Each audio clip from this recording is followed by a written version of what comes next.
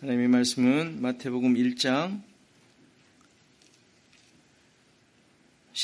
18절에서 25절 말씀입니다. 마태복음 1장 18절에서 25절 말씀입니다.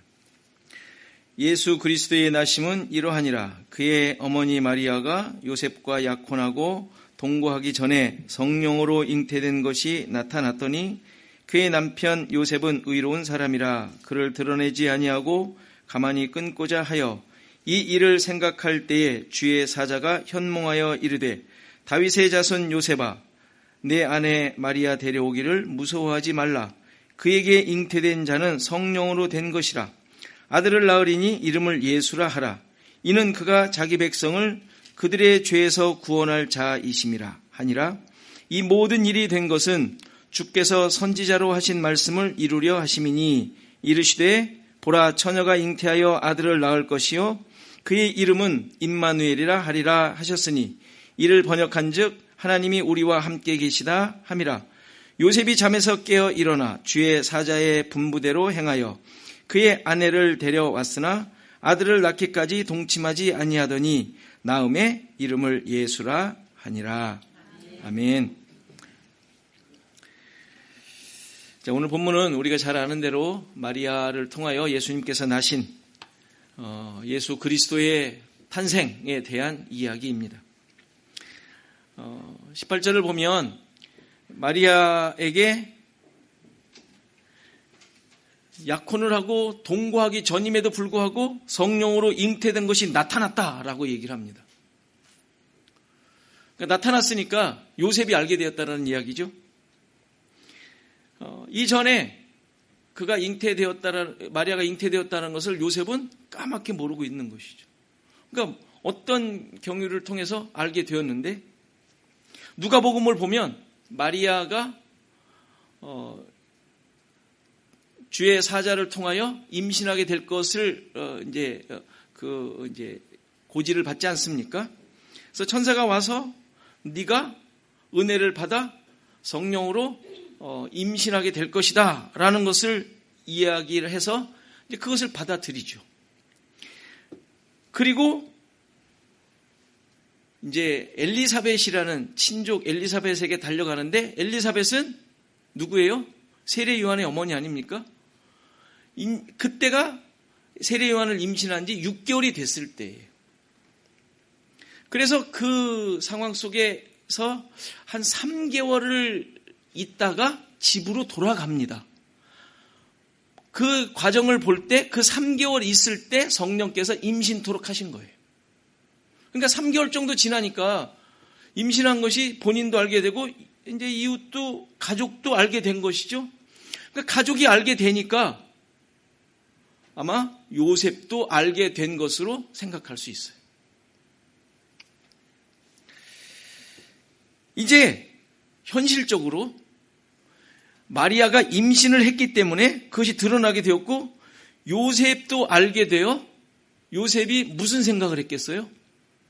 자기와 정혼한 결혼은 아직 아니지만 그 당시에 정혼은 결혼에 준하는 상태, 관계라고 할 수 있어요.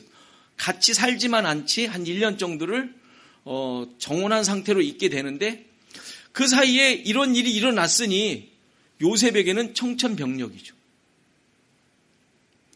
고민을 했을 거 아닙니까? 오늘 본문의 20절 보면 그것에 대하여 생각을 하고 있었다 그랬어요. 지금 마리아의 상황은 요셉이 생각하기에 당연히 파혼을 해야 돼. 파혼만 해요? 마리아를 고발하여 돌로 맞아 죽여야 돼요. 돌로 쳐 죽여야 되는 상황이 펼쳐진 거예요. 그러니 말도 안 되는 일이 생긴 것이죠. 아니 정혼한 나와도 동침을 안 했는데 감히 누구와 동침을 했단 얘기 아닙니까? 누구와. 있을 수 없는 일이 벌어진 거 아니에요?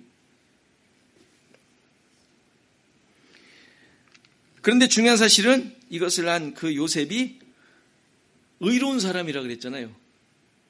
이 이야기를 그 문맥을 잘 이렇게 이해를 하셔야 돼요. 의로운 사람인데 의로운 사람임에도 불구하고 파혼을 하려고 했다라는 말이에요. 여기서 의롭다는 말은 인간적으로 좋은 사람이라는 뜻이 아니에요. 무슨 말이에요? 이 당시에 유대인들에게 의롭다라는 말은 무슨 말이에요? 율법적으로 의롭다. 율법을 잘 따르고 말씀을 잘 쫓아 산 사람이다 라는 말이에요. 당연히 이러한 요셉의 기준, 율법의 의로는 이것을 가만히 놔두면 안 되죠. 드러내어 고발해야 되고 파혼을 하며 돌로 쳐 죽여야 되는 일을 해야만 하는 거예요. 요셉이. 왜? 의로운 사람이니까. 이 의롭다는 말이 좋은 뜻이 아니라 그렇게 의롭게 산, 율법의 의로 산 사람이라는 얘기예요. 그런데 그렇게 하지 않고 어떻게 해요? 몰래 끊으려 했다라는 게 낙태시킨다는 게 아니라 관계를 끊으려고, 파혼하려고 했다는 얘기예요. 그러니까 몰래 파혼을 하려고 했다라는 이야기는 또 무슨 말이에요? 의로운 사람임에도 불구하고 율법적으로 하지도 않고 자기의 인간적으로 하려고 했다라는 말이에요. 인간적인 판단으로, 율법도 따르지 않고 인간적인 판단으로 하려고 했다는 얘기 아닙니까? 파혼하려고 한 거니까. 그러니까 우리가 이해하기 더 좋은 말로 한다면 그래도 선의로, 인간적인 마음으로 좋은 대로, 좋은 게 좋다는 식으로 하려고 했던 거예요. 뭐 그게 가장 좋다고 생각되는 방법 아니겠어요? 그렇죠? 몰래 그냥 뭐 감추면 되니까. 뭐 그렇다고 감춰질 일은 아니죠. 그거는 해결됐다 그래도 마리아가 결혼을 안 하면, 그리고 또 아기를 낳으면 그 뭐 나중에 죽을 거 아닙니까? 어쨌건 지금 임시 변통으로 지금 뭔가를 하려고 했던 것이죠. 자, 요셉의 모습이 잘한 모습이에요? 몰래 파혼하려고 한 게 잘한 모습이냐고요. 잘한 것이었다면 요셉에게 주의 사자가 현몽할 이유가 없죠. 그렇죠? 그의 모습은 잘못하는 것이었어요. 우리는 지금 여기서 말하는 대로 의롭다 하는 요셉의 모습을 통하여 인간의 의로움이 하나님의 역사를 그르치게 할 수 있다는 사실을 보여주고 있어요. 확인하게 되죠. 인간의 기준과 판단으로 하나님의 일하심을 보아서는 당연히 안 되는 거 아니겠어요? 당연한 거 아니에요? 이미 우리는 그 앞에 족보를 통해서 확인했던 내용이에요.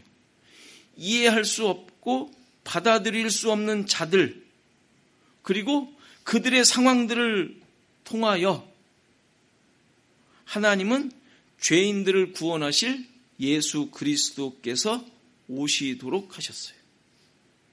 이해할 수 없고 받아들일 수 없는 자들을 통하여, 또 도저히 상상할 수 없는 수치스러운 상황들을 통하여 하나님께서 구원의 역사를 이루어 오셨다는 것이 족보의 내용 아니었습니까? 따라서 인간적 의로움을 소유한 요셉이 자신의 판단을 버리고 주의 음성을 들을 수 있었던 이유는 요셉을 향한 하나님의 주권적인 역사가 있었고 그에게 은혜가 베풀어졌기 때문에 그래요.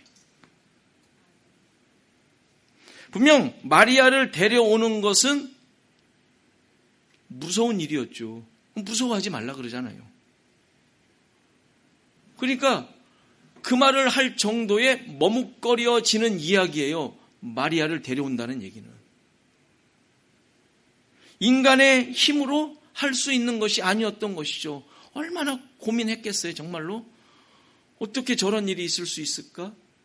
이것을 파혼을 해야겠는데 파혼도 그냥 막 하면 또 안 될 것 같은 이 생각이 막 그냥 자기를 괴롭히고 있는 상황에서 주의 사자가 현몽한 것이죠.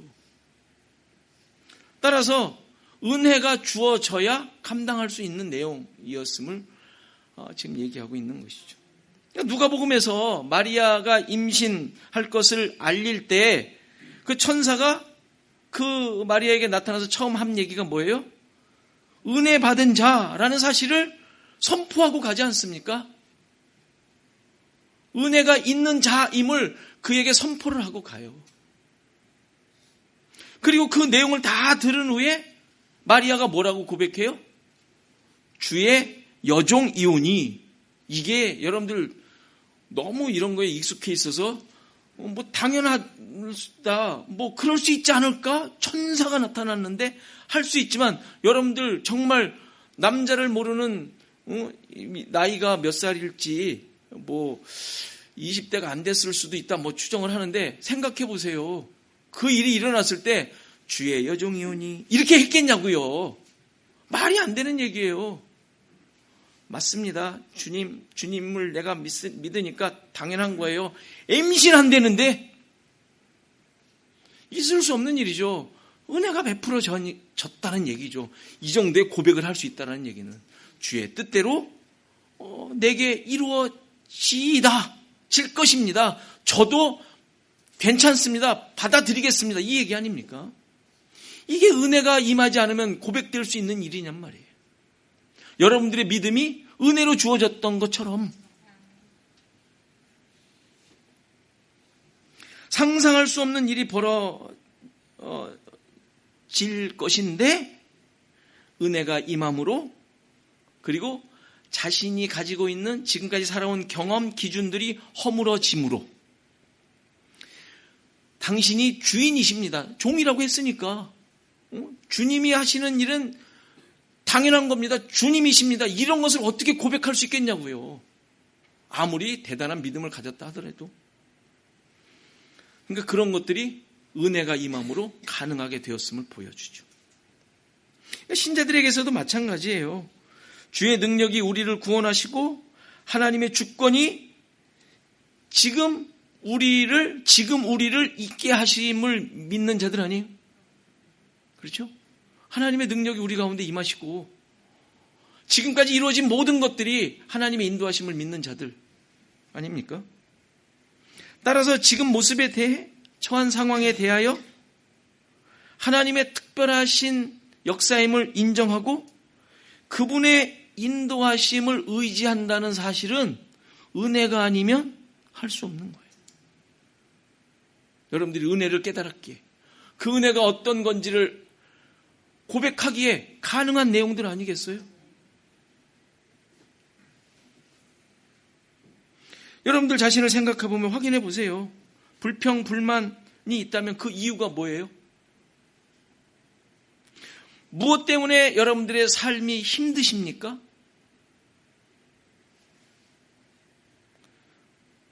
깊이 살펴보면 이 하나님의 은혜를 깊이 깨닫지 못했기 때문에 그래요. 말씀이 그렇게도 강조하고 있고 확인시키고 있지만 나에게 해당되는 것으로 고백하지 않는 것이죠. 여전히 요셉이 가진 율법적 기준으로 판단하거나 아니면 인간적 삶의 기준으로 보고 있기 때문에 그래요. 따라서 우리의 삶을 통하여 자신을 깨뜨리며 늘 은혜를 구하는 것이 신자의 모습인 거예요. 보세요. 내가 주장하는 것, 내가 가진 기준들을 자꾸 깨뜨려 가셔야 돼요. 그것을 고수하려고 하니까 불평, 불만이 생기며 힘든 것이죠. 오늘 본문에서도 요셉에게 일어난 일에 대해 개인적 잣대로 판단하지 말 것을 설명하면서 성령으로 된 것임을 강조합니다. 성령으로 된 것이다. 성령으로 됐다는 것이 무슨 말이에요? 네 생각으로 판단하지 마라. 하나님께서 하신 것이다. 이 이야기 아닙니까? 하나님의 일하심을 지금 그가 받아들이도록 생각하도록 그가 지금 가지고 있는 믿음과 기준 가운데서 생각하도록 지금 던져준 내용이란 말이에요. 성령으로 된 것이다. 아들을 낳을 것인데 그 이름을 예수라 하라. 그는 자기 백성을 그들의 죄에서 구원할 자이다 라는 것을 알려주십니다.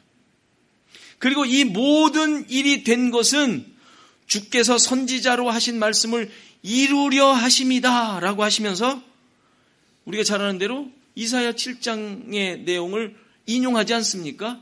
보라, 처녀가 잉태하여 아들을 낳을 것이요 그의 이름을 임마누엘이라 하리라. 이 말씀을 인용한 이유는 아내에게 일어난 일이 하나님의 뜻이 이루어지는 것이다. 그리고 그것도 이미 이미 선지자를 통하여 미리 약속하셨던 하나님의 전적인 역사라는 사실을 확증하기 위하여 인용한 거예요. 구약은 유대인들이 많이 알고 있잖아요. 이제 이 사실을 살피기 위해 우리가 이사야 7장으로 되돌아가야 합니다. 수요일에 오셨던 분들은 이사야 7장을 할 때 이제 들으셨던 내용인데 조금 반복하도록 하지요. 이사야 7장을 보면 유다 왕 아하스 왕 때 아람 왕 르신과 북이스라엘 왕 베가가 연합하여 유다를 공격한 내용이 나와요. 무슨 얘기인지 아시겠죠? 그때 아하스 왕이 벌벌 떨었다 그랬어요. 근데 떨 때 이사야를 하나님께서 보내셔서 그들을 두려워하지 말아라. 그들은 패망할 것이다. 그들이 하려고 하는 모든 것들은 절대로 세워지지 않는다. 다시는 그들이 나라를 세우지 못할 것이고 내가 다 그들을 멸망하게 할 것이다 하면서 징조를 구하라. 확신을 갖도록 하기 위해서 징조를 구하라 그래요. 아하스 왕한테. 아하스 왕이 뭐라 그래요? 안 구하겠다 그러죠. 나는 안 구하겠다. 왜 그랬다고요? 믿는 구석이 있었어요. 아수르를 의지하고 있었거든요. 그러니까 자기가 충분히 빌어서 다른 나라를 의지하여 이겨낼 수 있을 거라는 생각을 했던 것이죠. 자, 그 장면이 이사야 7장 10절에 이렇게 나옵니다. 여호와께서 또 아하스에게 말씀하여 이르시되 너는 내 하나님 여호와께 한 징조를 구하되 깊은 데에서든지 높은 데에서든지 구하라. 어떤 거든 구하라 이 말이에요. 그럼 내가 그것을 다 보여주겠다. 근데 아하스가 뭐라 그래요? 아하스가 이르되 나는 구하지 아니하겠나이다. 나는 여호와를 시험하지 아니하겠나이다 한지라. 이사야가 이르되 다윗의 집이여 원하건대 들을지어다. 너희가 사람을 괴롭히고서 그것을 작은 일로 여겨 또 나의 하나님을 괴롭히려 하느냐. 그러므로 주께서 친히 징조를 너희에게 주실 것이라. 보라, 처녀가 잉태하여 아들을 낳을 것이요 그의 이름을 임마누엘이라 하리라. 그가 악을 버리며 선을 택할 줄 알 때가 되면 엉긴 젖과 꿀을 먹을 것이라. 대저 이 아이가 악을 버리며 선을 택할 줄 알기 전에 내가 미워하는 두 왕의 땅이 황폐하게 되리라. 여호와께서 에브라임이 유다를 떠날 때부터 당하여 보지 못한 날을 너와 내 백성과 내 아버지 집에 임하게 하시리니 곧 아수르 왕이 오는 날이라. 이 이야기를 이제 해주세요. 하나님께서 반드시 너희를 지켜주실 것이다 라는 사실을 확증하기 위하여 징조를 구하라고 하는데 아하스가 구하지 않겠다. 이것은 하나님을 믿지 않겠다라는 말과 똑같은 얘기예요. 불신앙적 반응이었죠. 그러니까 자기 스스로 믿는 구석이 있으니까 스스로 이겨내겠다라는 심사로 지금 하나님 앞에 반항하는 거예요. 그 당시 7장 때의 그 국제 정세가 아까 말씀드린 대로 아수르가 막 흥망하여 가고 있었어요. 아수르라는 나라가. 그러니까 막 주변 국들을 막 정복하고 있었던 상황이었는데 그때 그것을 알고 아람과 북이스라엘이 연합을 해요. 이것을 막으려고. 이제 아수르가 막 이게 확장해 나가니까 그것을 막으려고 자기들은 정복 안 되려고 둘이 이제 힘을 합친 것이죠. 그런데 밑에서 유다 요것들이 아수르하고 짝이 되어서 막 하려고 하니까 아수르를 쳐들어오게 되는 거예요. 그 상황인 것이죠. 하나님께서 징조를 구하라고 함에도 불구하고 안 구하겠다고 한 것이 그 연유였던 것이죠. 그런데 이런 상황에서 하나님께서는 직접 징조를 보여주시겠다고 하시면서 이 처녀가 아들을 낳는데 임마누엘이라 하리라는 징조를 주시는 거예요. 그리고 그 징조의 내용이 그 15절 이후에 나오는 내용이에요. 그가 악을 버리며 선을 택할 줄 알 때가 되면 엉긴 젖과 꿀을 먹을 것이라. 참 이해하기 쉽지 않은 이 선지서의 내용인데, 그 아기가 낳을 것인데 그 아기가 악을 버리고 선을 택할 줄 알게 되면, 약간 머리가 트여서 뭔가 선악을 알게 되면, 구별할 줄 알게 되면 이라는 뜻이에요. 이걸 몇 세로 생각하느냐? 한 10세 전후 뭐 이렇게 생각해요. 뭐 낮게는 3세, 3, 4세로 생각하지만 보통은 뭐 7, 8세, 한 10살 정도 됐을 거라고 생각을 합니다. 그때가 되면 엉긴 젖과 꿀을 먹을 것이다. 그러니까 그 정도 시간이 되면 엉긴 젖과 꿀을 먹을 것이다 라는 말은 뭐냐면, 뭔가 힘들고 어려운 상황이 펼쳐질 것인데, 그때 엉긴 젖과 꿀은 하나님께서 은혜로 주시는 보호하심을 의미하는 거예요. 하나님께서 그럼에도 불구하고 먹여주실 것이다 라는 말이에요. 그러니까 몇 년이 지나서 그 아기가 나서 그런 정도가 되면, 즉 몇 년이 지나면 그런 하나님께서 내가 지켜주시고 보호해 줄 것이다 라고 약속해 주시는 이야기죠. 그리고 내가 미워하던 두 왕의 땅, 지금 그 아람과 북이스라엘의 왕을 얘기하죠. 그 땅이 황폐하게 될 것이다 라는 이야기를 해주세요. 그러니까 이러한 힘든 상황들이 펼쳐질 것이지만 하나님께서 먹이시며 보호해 주시는 은혜가 있을 것이다 라고 징조가 그런 것임을 얘기해 줘요. 어쨌건 두 나라가 너희들에게 쳐들어오지만 그 두 나라는 망하게 될 것임을 또 얘기해 주는 것이죠. 그러니까 이러한 상황들을 통하여 임마누엘, 하나님의 함께 하심을 경험하게 된다라는 것을 이 지금 이사야 7장을 통하여 얘기해 주고 있는 거예요.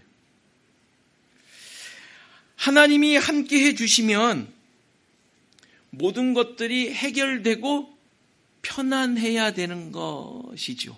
그렇죠? 우리가 일반적으로 생각하는 것은. 그런데 지금 징조로 보여주는 것은 그게 아니에요.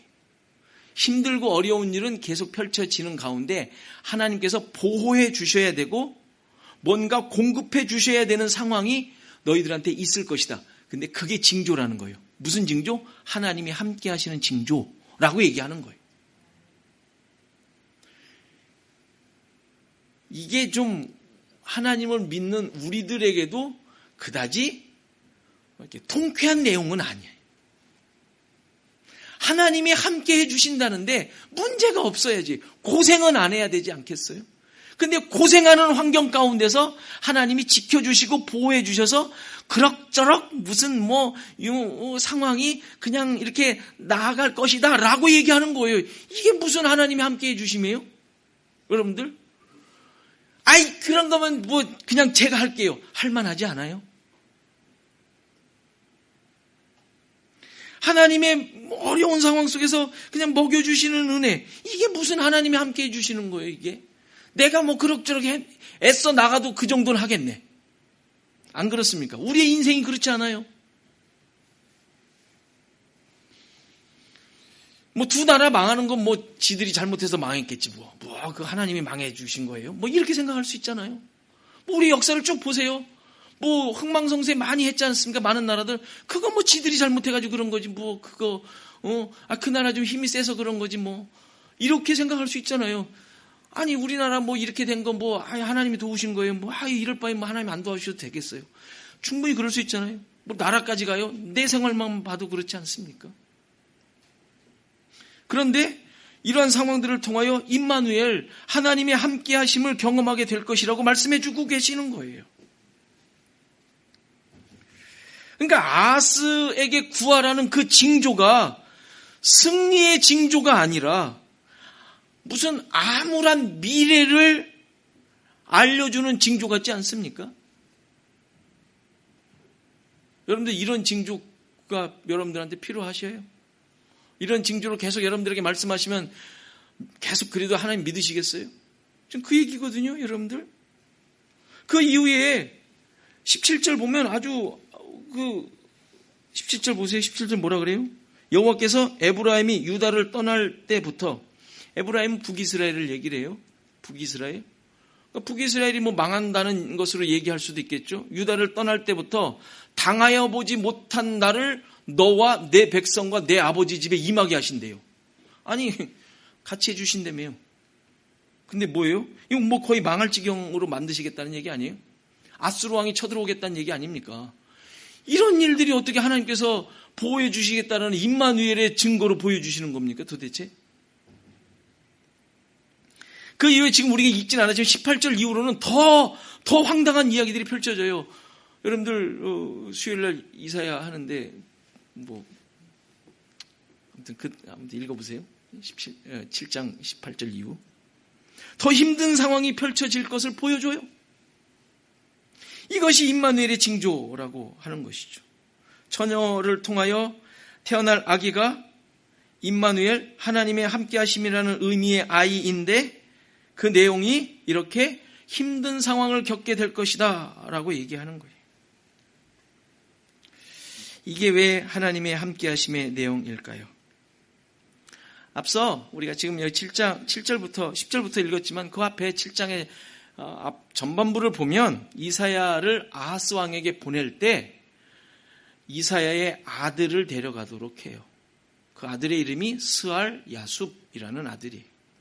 스알 야숲이라는 뜻은 아들의 이름의 뜻은 남은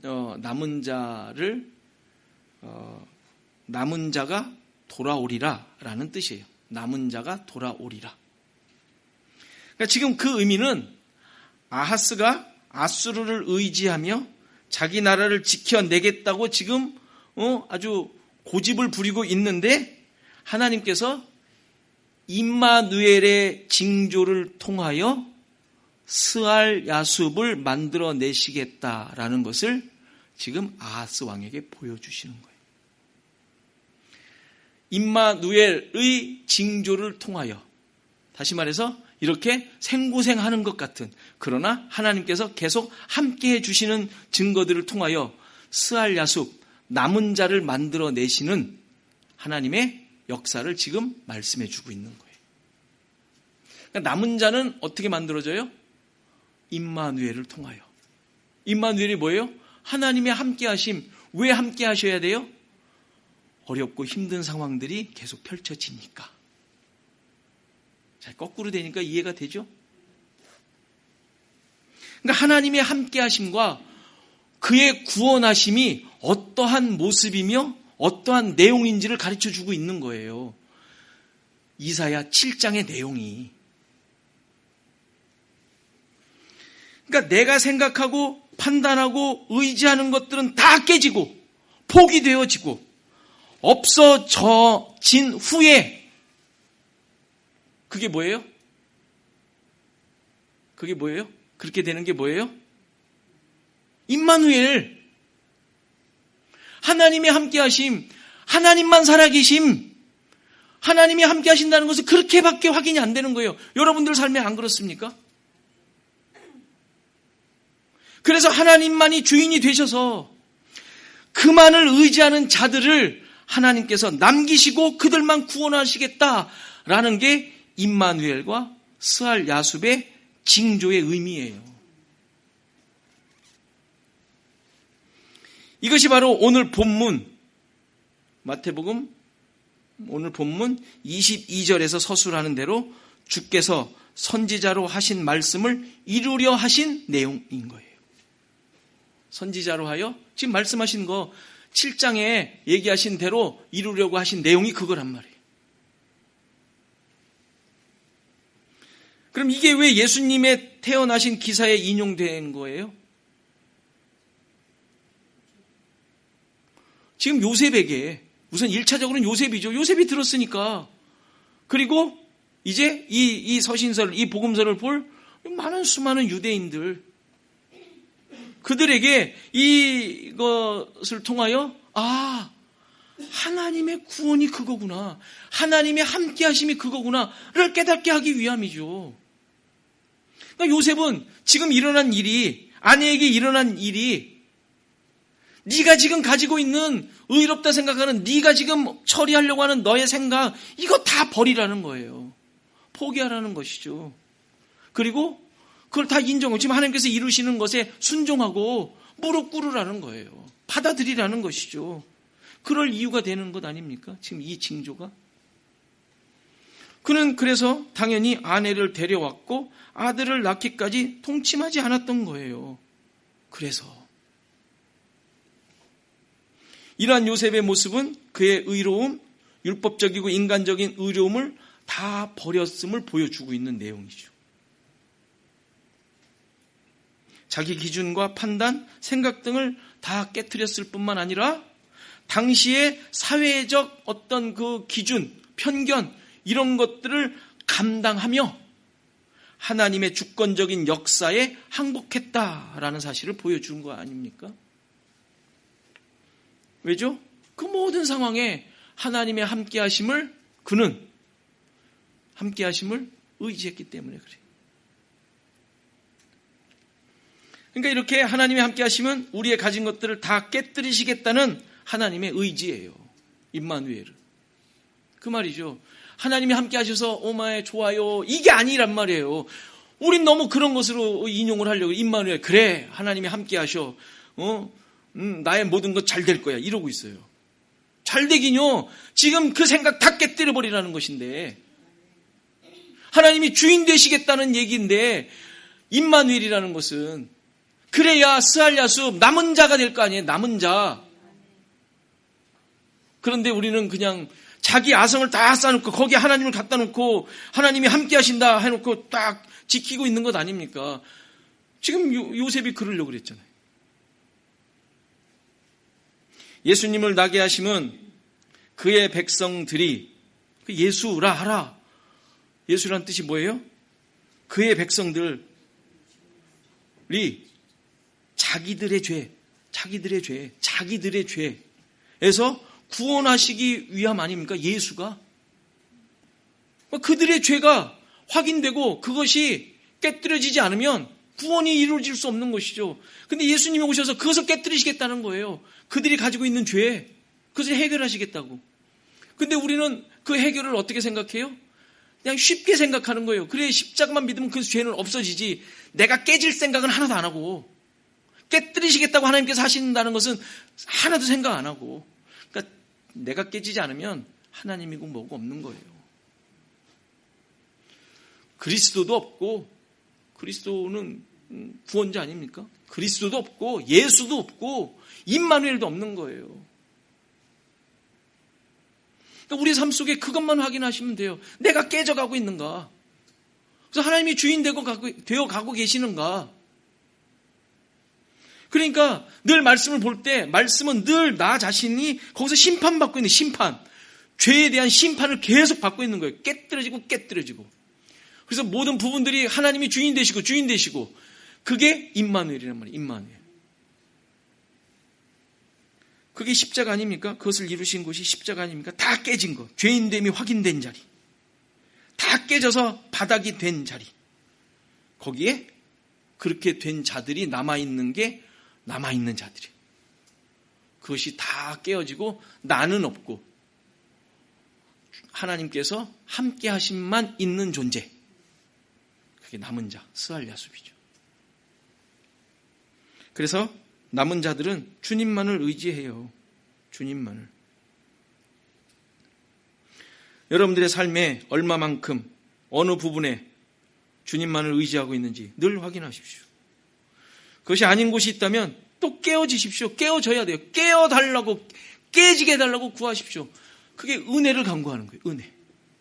은혜를 달라고. 남은 자의 모습, 우리 시애틀 주원학교의 모든 성도들의 모습이기를 바랍니다.